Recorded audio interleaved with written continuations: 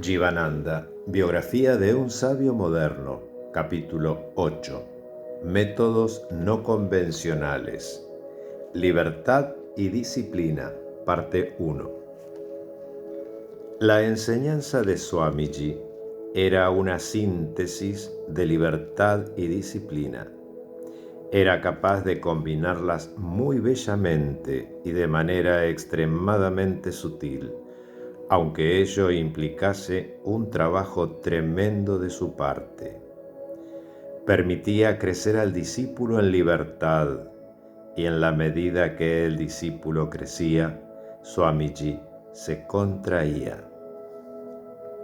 La entrega hacia el maestro no se reclamaba, pero él creaba situaciones en las que se hacía obvio quién era el maestro y que allí no había nada que él no supiese. Los discípulos observaban cómo las cosas seguían su curso, comparaban lo que él había hecho con lo que ellos hacían, y se daban cuenta que era infinitamente más sabio y más eficiente. Cuando los discípulos veían esto, sobrevenía la entrega. Habitualmente, el gurú prescribe el sadhana que debe realizar el discípulo, pero Swamiji nunca lo hacía, excepto en el caso de discípulos que estaban en perfecta sintonía con él. Aun cuando el discípulo venía para el mantra diksha, iniciación en un mantra, Swamiji le preguntaba al devoto cuál era su Ishtadevata, deidad favorita, y le daba un mantra apto para ella. También preguntaba cuál nombre prefería el discípulo cuando lo iniciaba en sannyasa. Daba una libertad completa, pero esperaba las oportunidades para plantar sus semillas, podar, guiar y conducir. Por ejemplo, si un discípulo venía a él después de practicar meditación durante 6 meses, a razón de 3 horas cada mañana, y le decía que no pasaba nada, él decía: debes hacer algo de kirtan, de Hari Rama en el salón de Vayan junto con la meditación, y entonces esta será más profunda. En ese momento hacía el requerimiento. Si él hubiese dicho esto desde un comienzo, probablemente esa sugestión no hubiese sido recibida tan favorablemente.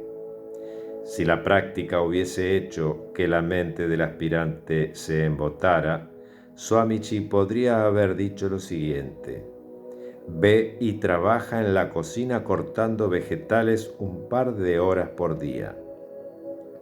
Hacía parecer estas cosas como que el discípulo no estuviese sirviendo en el ashram, pero lo hacía para sacarlo de su letargo.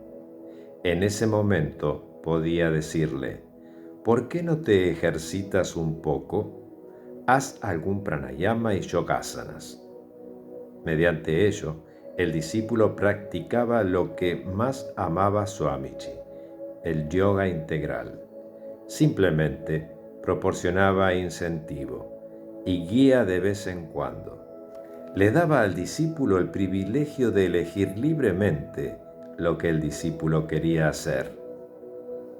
Ese era el modo en que Swamiji nunca imponía su voluntad sobre la voluntad de sus discípulos. Por supuesto que el ashram tenía sus propias reglas y regulaciones. Eso era otra cuestión. Entre él y los discípulos había una libertad total, pero esta libertad era guiada y disciplinada y le permitía crecer al estudiante.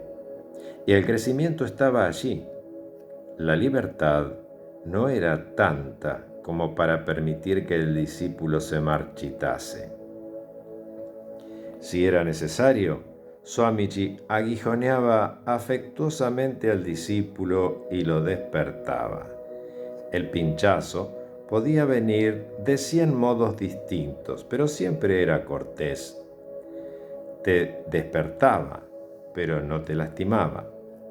Esta era su gracia suprema, y no exclusivamente en el sentido de la gracia divina fluyendo hacia todo, sino que era hecho graciosamente.